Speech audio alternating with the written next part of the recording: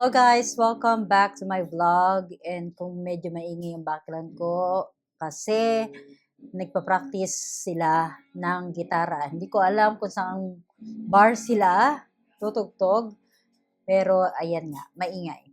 Sana hindi tayo ma-copyright. Once again, welcome back to my channel. My name is Za, and this is Za Canada Vlog. And last time, ng mga nakaraang vlog, napag-uusapan natin yung LMIA. And I had already discussed this on my previous vlog. What is LMIA at kung paano makakakuha yung potential employer mo niyan. Kung may magbibigay sa ng LMIA, kung paano nila ipaprocess at kung paano yung magiging timeline niya. Ilang months ka or ilang years ka makakarating dito sa Canada kung sakaling may employer na magbibigay sa iyo ng LMIA. Pero hindi kasimple 'yon. So when it comes to LMIA, there is this thing that we call high wage LMIA at yan ang pag-uusapan natin kasi may mga lugar na high wage LMIA lang yung naipaprocess dahil nga sa unemployment rate. So wag aalis, yan ang pag-usapan natin ngayon sa episode na to.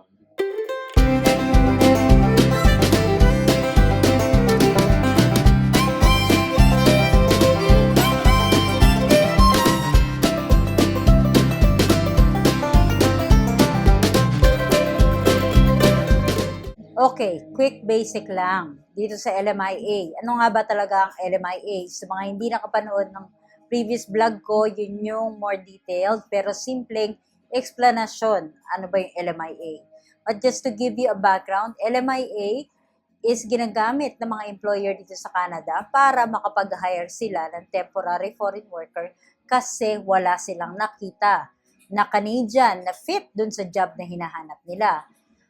There are two types of LMIA, two basic types. Actually, meron pang iba. And there are two basic types of LMIA. These are the low wage and the high wage.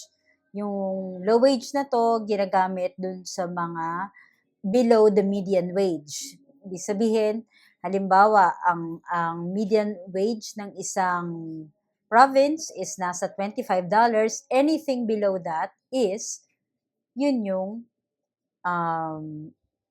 low wage. And then, vice versa. So, syempre, kung ano yung mas mataas doon, yun naman yung high wage. Ang pinaka-safe na paraan ngayon para makapunta rito sa Canada, trust me, is through the high wage LMIA. So, kung makakapaghanap kayo ng employer na magbibigay sa inyo ng high wage salary, then, pasok sa banga. Ibig sabihin, mas madali kayo makakapunta rito sa Canada. And napag-uusapan nga natin yung unemployment rate. Bakit siya nagmamatter? Ito yung, from the word itself, unemployment rate, which means that ito yung mga percentage ng lugar na walang trabaho. Naintindihan nyo ba? Again, these are the rate or percentage rate ng mga tao na walang trabaho sa particular province or dun sa particular city kung saan ka nag-a-apply ng trabaho.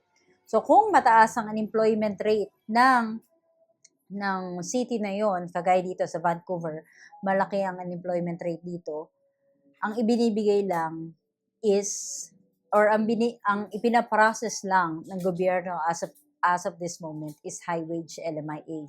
Hindi sila nagpo-process ng low wage LMIA. They prefer to give those jobs to local or do sa mga Canadian na or PR citizen. So if you want to come here, for example, nakahanap ka ng employer dito sa Vancouver, then you have to ask, how much is the salary you're going to give me? And then kung mababa siya sa median wage, dun sa median wage na ibinibigay ng particular province or particular city, then hindi siya maipaprocess for the LMIA. What you can do is just look for another job or look look into a different province na hindi mataas ang unemployment rate para makuha mo yung job na gusto mo. Well, there's still naman mga provinces or mga city dito sa Vancouver na nagbibigay. Actually, hindi dito sa Vancouver, but near Vancouver na nagbibigay ng LMIA. Example na dyan yung Victoria. Isang ferry lang dito yun. So, maybe an hour or two ferry. Sobrang lapit lang niya. Kaya lang yun nga lang, magfe-ferry ka papunta ron para makarating ka ng Victoria. Mababa yung unemployment rate ng Victoria and medyo marami pang basta matyaga ka lang maghanap ng trabaho, meron ka makikita ng employer na magbibigay sa iyo ng LMIA dyan. Kagaya ng if you have experience on hospitality, trades, health, restaurants, and admin roles. Okay? Yan yung mga jobs na in demand sa Victoria. You can always check the website that I've mentioned on my previous vlog, and for the sake of this vlog, I'm going to tell it again. Okay? So ngayon, and the next one is Quebec City. They can still super low yung unemployment rate. Tapos kung gusto mo naman na makapunta sa Quebec City, well, plus points kung marunong ko mag-French. Kasi yung official language na ginagamit pa rin nila dyan is French. O kung may French skills ka, then come to Victoria. Otherwise, if you don't have French, then look for an employer who can provide you an LMIA. May iba kasing process sa Quebec. Actually, hindi ako masyadong familiar dun sa process nila sa Quebec, and I'm not sure if they call it LMIA as well. Kasi iba yung process na ginagawa nila dyan. So for those people who are in Quebec, you can comment on this video para matulungan naman natin yung ibang kababayan natin kung paano kayo nakapunta dyan. There's a different process kasi sa Quebec. Parang parang may sarili silang taga-process ng LMIA doon. Hindi ESDC. Iba yung government body. Naghahawak ng foreign worker dyan. Well, the next one, you can look in Saskatchewan. Saskatoon. Dyan. Ano pa dyan? Mababa pa yung unemployment rate dyan. Tapos, ang common na LMIA dito is yung truck drivers, food service supervisor, cooks, warehouse and logistics, construction trades, and farm supervisor. Ayan. So, hindi yan masyadong crowded na lugar. Yun nga lang paghandaan mo yung lamig. But, don't you worry, magaganda naman ang mga jacket dito. And speaking of jacket, huwag kayong bibili ng mga jacket sa Pilipinas kasi hindi sila effective dito. Okay? Yung mga jacket na binili ko sa sa Shopee, yung buy two, take one, or minsan buy one, take one, hindi ko nagamit. So, kung sino man, dito lang kayo bumili. Maraming mura dito, and may mga thrift store pa dito. Yung parang mga ukay-ukay din dito nyo lang bilhin yung mga jacket nyo. You can also check Thunder Bay, Ontario. Diyan, may mga high wage and low wage LMIA. You can check healthcare support, transport, trades, manufacturing, hospitality, at marami pang iba. Basta matyaga ka lang maghanap, I'm sure na makakahanap ka ng employer na makapagbigay sa'yo ng high wage LMIA. Siyempre, dapat may experience ka.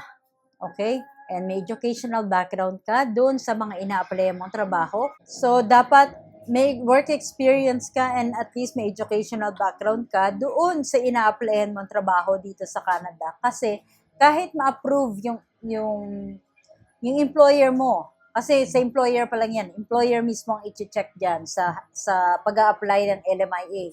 If they qualify to hire a foreign worker, at kapag na-approve sila, the next process is yung ikaw naman yung i-assess ng government, ng IRCC.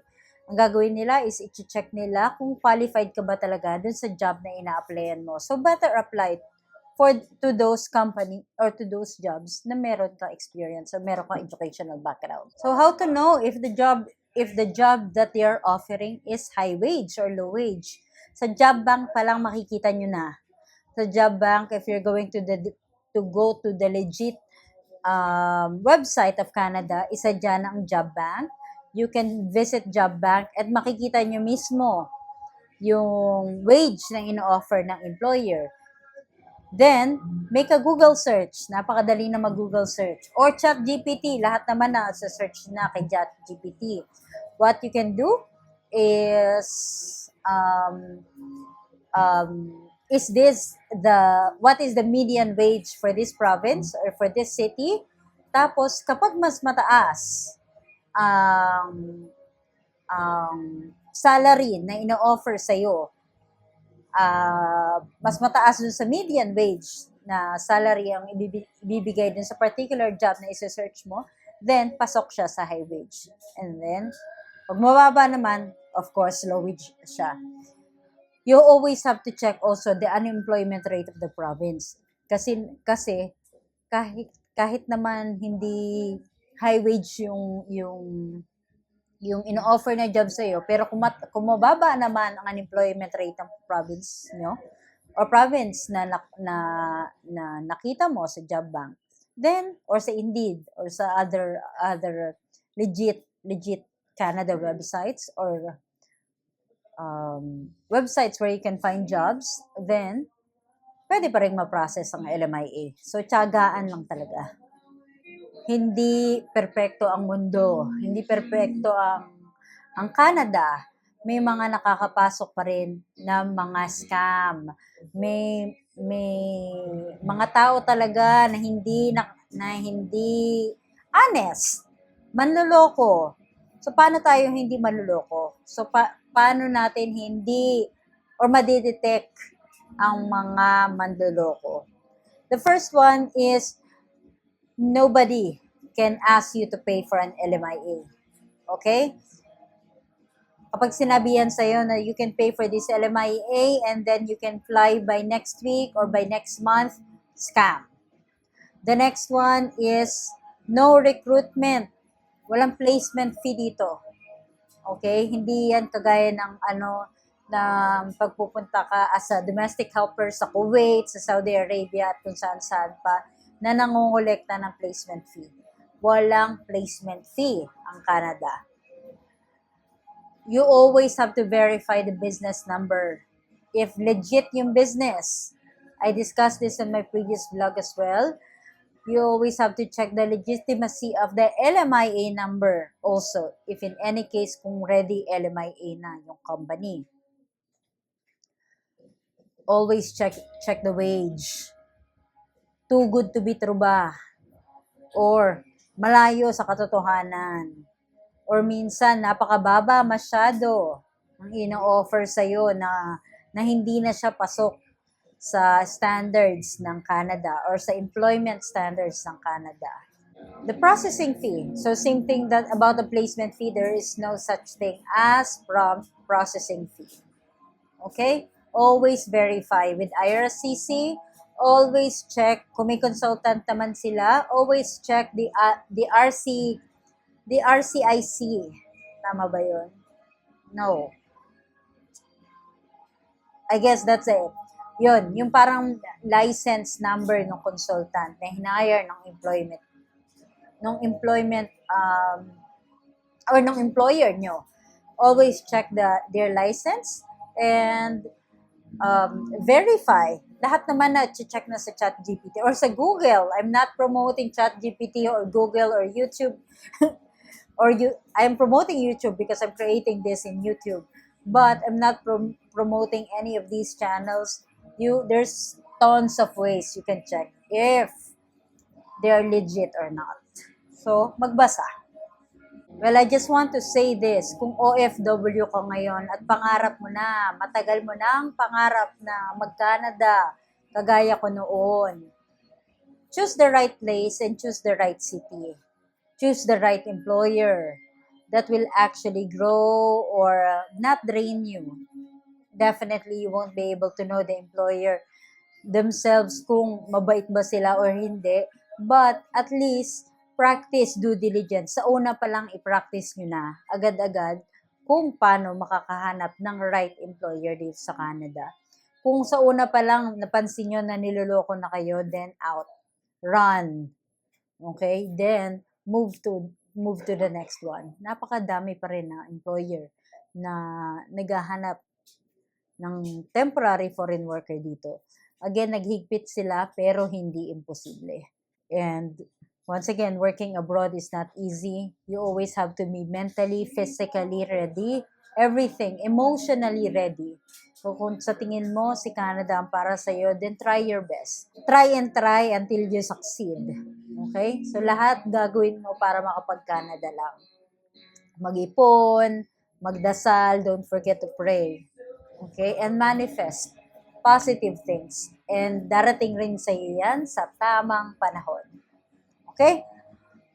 So, for those people who are already here in Canada at alam nila kung ano yung best city na makakahanap ng employer na may high wage LMIA or low wage LMIA, comment below para matulungan naman natin yung ibang mga kababayan natin na gusto ring makapunta dito sa Canada. Magtulungan tayong lahat. Okay? So, again, my name is Za, and don't forget to join or subscribe, comment this video, like this video, at laging tatandaan, hindi importanteng maraming pera, basta may peace of mind. I'll see you again next time. Bye!